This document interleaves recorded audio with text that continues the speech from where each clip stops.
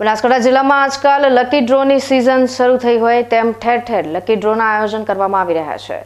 આવી યોજનામાં લોકો સાથે મોટા પ્રમાણમાં છેતરપિંડી કરવામાં આવતી હોવાની પણ ફરિયાદો ઉઠી છે।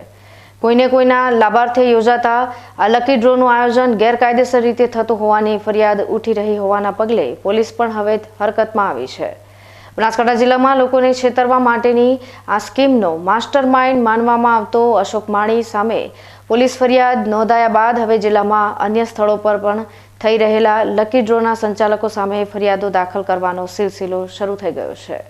અને ડીસા તાલુકાના જૂના નેસડા ગામમાં 23 માર્ચના લકી ડ્રોનું આયોજન કરવામાં આવ્યું છે।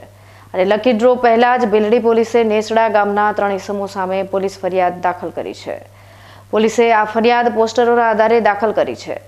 પોલીસે જે 3 શખ્સો સામે ગુનો દાખલ કર્યો છે તેમાં ફતુસિંહ રાઠોડ, પીરસિંહ રાઠોડ અને ગોવિંદસિંહ રાઠોડ સામે ગુનો દાખલ કરીને તપાસ હાથ ધરી છે।